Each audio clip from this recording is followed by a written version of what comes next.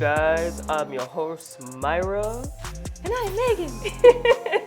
Welcome to another episode of Wine and Spirit. Yay! We're about to Get fucked up. Yeah. Wait, just kidding. I'm just kidding. Yeah, we are. We are. Actually, No, that's we probably really are. true. For you who are our followers and you're watching again, thank you. Welcome back. To our new viewers, thank you for joining us. We're going to have some fun. We got some guests with us today that we're going to be interviewing, right? They're kind of shy. They're not ready to talk yet. So what are we drinking today? What are we drinking? So today we're drinking a Pinot Grigio. Yeah. It's called Crest. Nice. So let's see how it goes. I'm hungover today, so I need this. And it's actually fitting that we're drinking Pinot Grigio because that's actually Sam's favorite wine. Thank you, Sam, for letting us borrow your friends. Thank you. And also thank you, Mike, for letting me borrow Jim. He's hanging out in the back with the real Annabelle back there. So if anything moves, let us know. Well, you can't let us know right away, but let us know in the comments. Cheers. Cheers, bitches. It's not bad. It's like a drier Riesling to me. It is kind of dry for a Pinot Grigio. Mm-hmm. That's kind of weird. Yeah. But there's not really an aftertaste. Is that just me? No, there isn't. That is so strange. Huh.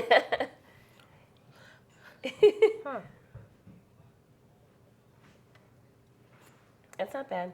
I like it. I'd probably drink it again. Yeah, on a hot summer day. Yep, sitting on the patio. Yeah. But yeah, it's weird because it doesn't really have an aftertaste. Not at all. Like you usually have a taste that lingers. Mm-hmm. Nothing. I mean, even though it's dry, it's still got like some of a hint of like a fruity taste. I don't know what though. Aromas of straw and ripe fig with fresh grapefruit and melon flavors. Juicy and refreshing. There's the fruit. There she be. There she be. Oh, so along with this lovely wine, what do we got for cheeses today? Lots of shit. You ready? Yeah. Well, do you remember? Myra brought 3 of them today. I'm trying to think of the name. I gotta look it up. This was the do you remember bourbon barrel. Yep, the bourbon cast cheddar cheese. Yep, and then that one was the smoked Gouda. Yep.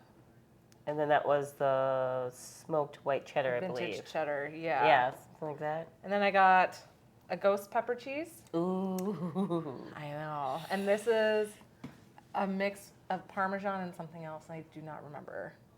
I don't remember either. But, yes. Well, let me see. The cheese guy said to pair with the Pinot Grigio, the ghost pepper one. Okay. I have a feeling that's going to burn my tongue, so I'm going to try this first. I'm going to try this guy. Just a sliver. Hey, how was it after you ate the dragon's breath? I felt like I burned my tongue. You know when you burn the roof of your mouth? Yes. From pizza and stuff? That's what it felt like I singed off Holy shit. the taste buds. That one's okay. Doesn't really taste like Gouda, though. Okay, this one's spicy. Let me try this. Excuse me. There we go. You don't like that one? This one. It's okay. It's got a funky first. Okay, I'm just gonna go straight for this. Is this good? It has a kick. Oh. It's a little bit of a kick. Oh no. Sorry, I'm touching the whole thing. Myra. Here we go. I know. Calm your tits. I had to get it together. Here we go. I'm like. I like how you just went for it and just put the whole thing in your mouth. Woo! Is it worse than the dragon's breath? I think it's about the same. This one has more of a. Ooh, I'm gonna be coughing the whole episode. Yeah, I think my tongue is on Fire! This girl is on. We're just gonna sing fire songs for the rest of the episode. And then My goodness, that one was the smoked white cheddar. I don't know if I'm No, gonna be this able is to. the bourbon. Oh, is that the bourbon one? I don't Yeah. know if I'm gonna be able to taste it. Let me try it. Just want a little chunk. I mean, I'm sure it tastes good. I just can't It tastes taste like anything. a Gouda. It almost tastes smoky. Yeah, I think. Oh, yeah, I think that might have been a smoked white. No, Cheddar. this one was. Oh, that one. I'm getting it all mixed up. I'm getting my cheeses mixed up. I can't. Everything's gonna taste like. I mean, diluted Like- with the No, red pear. yeah, wait. That was a smoked cheddar for sure. Is Holy it? smoky. I feel like there's a campfire in my mouth. I don't know if I like it. No. I think I'm gonna hold off on that one then. That one isn't bad once you get past the choking phase. That one tastes like camping. Ew. I don't know. I'll pass on that one. I'll No, take your you word need for to it. try it. Oh, okay. I don't know if I can taste it. Everything's all I believe muted. in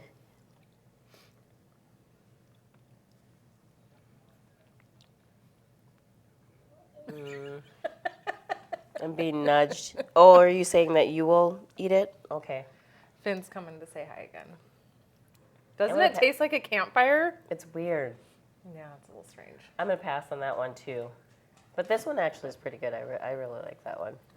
After I like the spicy. I like it. Yeah. Every time I have like a charcuterie thing, I have to have a spicy cheese. I really like that tequila habanero one. Oh, I think that one was probably my so favorite. Good.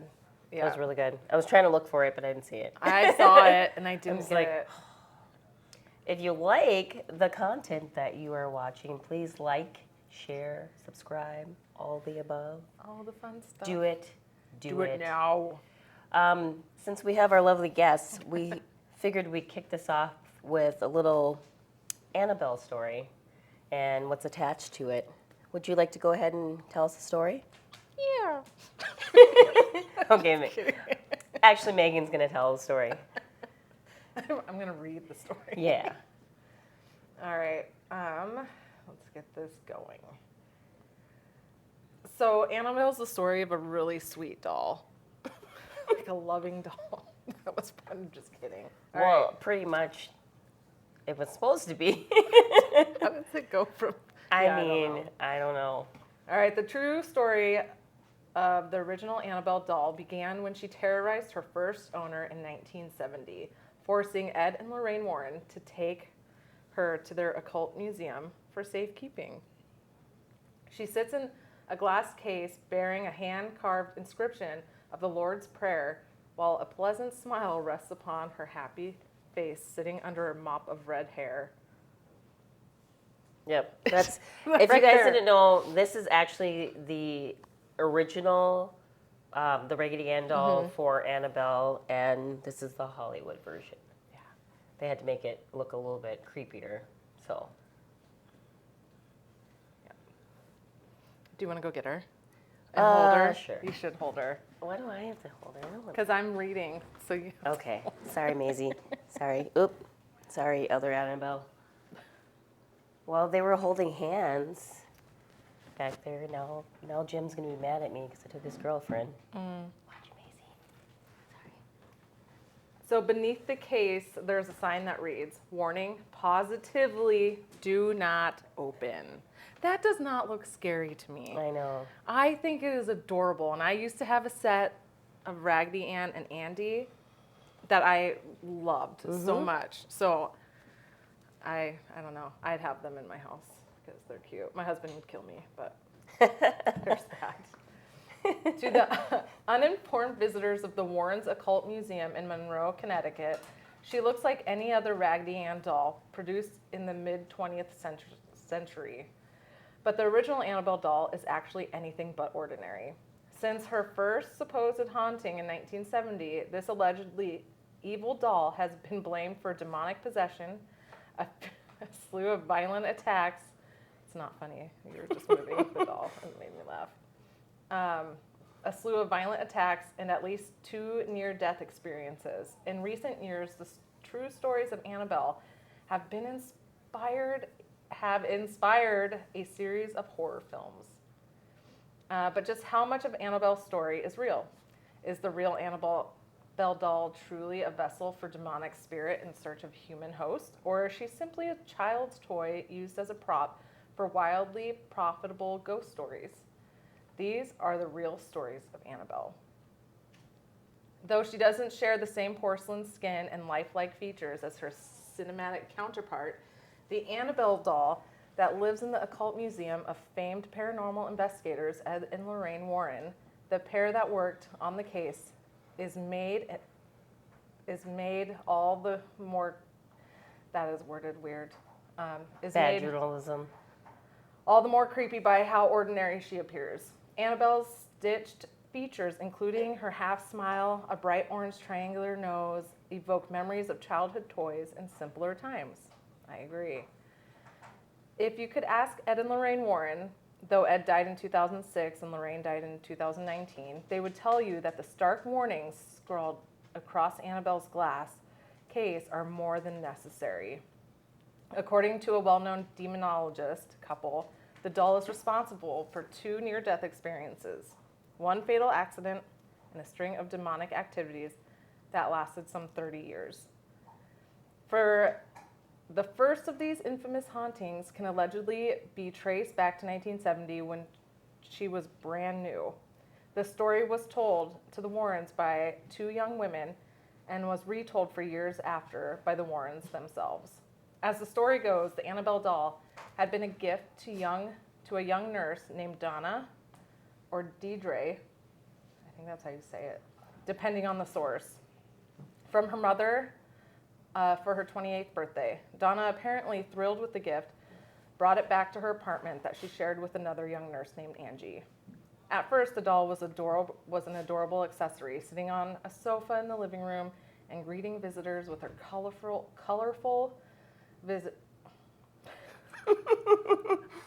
her colorful appearance. Really fucked that up, you guys. Holy cow. But before long, the 2 women began to notice that Annabelle seemed to move about the room of her own accord. That would be a little frightening. Donna would sit her on the living room sofa before leaving for work, only to come home in the afternoon and find her in the bedroom with the door shut. Donna and Angie then started finding notes left throughout the apartment reading, "Help me." It's like you read this already. According to the women, the notes were written on parchment paper, which they did not even keep in their home. That's creepy. Yeah, how? What? That's very weird. I just remember that scene from the movie. It's kind of creepy. So weird. Furthermore, Angie's boyfriend, known only as Lou, was in the apartment one afternoon while Donna was out and heard a rustling in her room as if somebody had broken in. Upon inspection, he found no sign of forced entry, but found the Annabelle doll lying face down on the ground. Other versions of the story say he was attacked upon waking up from a nap.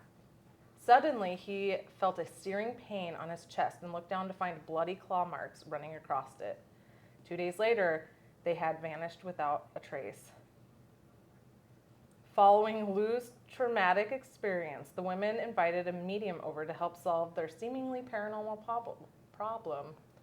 The medium held a seance and told the women that the doll was inhabited by a spirit of a deceased 7-year-old named Annabelle Higgins, whose body had been found years earlier on a site where the apartment building had been built. That is so weird. Oh, I didn't know that part of the story. But like what? That's just... But yeah, maybe it will say it in there. I'm just wondering how it got into the That's doll. what I was, wondering too. That's weird. The medium claimed that the spirit was benevolent and simply wanted to be loved and cared for. The two young nurses reportedly felt bad for the spirit and consented to allow her to take up permanent residence in the doll. Oh, do you think they did like a seance, and then it was permanently put in. That's right. I think one of the movies like touched on that. Yeah. How they like invited it in or made it real or said it was okay. Because that sounds like a fantastic idea, guys. Don't do that. Yeah. Don't do it. Eventually, in an attempt to rid their home of the Annabelle doll's spirit, Donna and Angie called on an Episcopal. Listen, guys, I'm having problems today. A priest known as Father Hegan. Hegan contacted his superior, Father Cook, who alerted Ed and Lorraine Warren. As far as Ed and Lorraine Warren were concerned, the two young ladies' trouble truly started when they began believing that the doll deserved their sympathy. That makes sense. The Warrens believed that there was actually a demonic force in search of a human host within Annabelle, and not a benevolent soul. The Warrens' account of the case states, spirits do not possess oh my God. Inanimate. That's a really hard word. That word. I can't even say it. Objects like houses or toys. They possess people. An inhuman spirit can attach itself to a place or object, and this is what occurred in the Annabelle case. This spirit manipulated the doll and created the illusion of it being alive in order to get recognition. Truly, the spirit was not looking to stay attached to the doll. It was looking to possess a human host. Which, I mean, they do say, I always say they, like, who's they? But they always say that happens sometimes when they're trying to, like, something that's demonic is trying to lure you in by posing as a child, like an innocent child, so that I have heard that too. You're more susceptible to be like, oh, let me help you, and whatever. That's so sad. Let me let you in, and stuff like that. So maybe I guess that's what happened. I would eat a dead child if that meant it wasn't going to possess a doll in my house. Yeah. I don't have any dolls in my house anymore. If you guys haven't watched, if you're new to this show and you haven't watch The Cursed Doll. It's my story about my doll that I had in my house that's no longer there. You can see the picture down below. Yeah, it was similar, but not as, I want to say, not as severe as the cases with Or maybe Annabelle. it could have gotten that way. It could have gotten that way. Not taken care of it. Right, if I would have left it. And then also check out, I think the episode's called The Scratches, episode 13. We also talk about that Ouija doll that the doll healer is supposedly, she's supposed to heal dolls, get rid of them, get out any negative energy, and she had a lot of stuff happening in her home. So if you want to know more about what we're talking about, go ahead and watch that episode 13, The Scratches, and also The Cursed Doll, episode 1. How do you remember all that? I had to look it up. I had to go through the episodes. Very prepared. I'm like, I can't remember which one it was, and I had to go through them. But yeah, and in that fact, just get caught up in all the episodes. You'll like them, trust me. No, and I also read a thing just recently about somebody visiting the Warren Museum. Oh. And where it says do not touch the glass, somebody was touching it and died in a car accident. I believe soon it. After. Isn't that People crazy? getting sick, stuff like that. I can't remember. I think people were hearing voices coming from it, like kind of like beckoning them to. But they have like a lot of haunted / cursed objects in there, so it could have been any number of things. But that's like one of their most haunted. That is just. And I believe it's still on display. But I think I read somewhere where their museum was like closed because it's like not open to the public anymore. Like who's taking care of all that stuff? I think they had, God, I don't remember now exactly. It was like a relative. But if anyone knows more information on that, go ahead and put it in the comments below. Let us know. Fill us in on it if it's still open for the public to do tours. Visit? I know. I kind of do. I would be very want to go visit. But I think I would be too. I don't know how I'd But feel I'd be about so something curious like to that. see all the stuff that they have in there. Right? Oh, And creepy. then, like, don't touch. Do you have anything to say? Anything? Still waiting for her to move or talk. Has anyone seen her move or talk? I don't know, other than what I was doing. while the story was going. I know I saw you on my periphery. I was like, oh my God, I can't concentrate on what I'm She's like, saying. "Hi." But yeah, I don't know. The movies were pretty good. The last one, I didn't really like it. I didn't like that either. I felt it was too. I mean, I know that these are true stories based on events that happened to them, but that one was like too Hollywood for me. Like I would have liked them to make it a little bit more realistic, and it was kind of far-fetched. It wasn't as good as the first three for me. But like hearing the story about it though is like, God, that first movie, they really did knock it out of the park as far as like following along with like the true events. The accounts of what happened, and I mean, it wasn't too overboard with it, but yeah, I just, I don't know. As soon as stuff starts happening, you're out, which is why I got rid of my doll. I'm like, nope, not even went around, oh, maybe it's just Well, this. you were experiencing like health issues because of it too. Yeah, so I was like, nope, not waiting around, and and like they were telling us to do some ritual to get rid of it. And I'm like, nope, not even doing that. Yeah. Someone take it, get rid of it.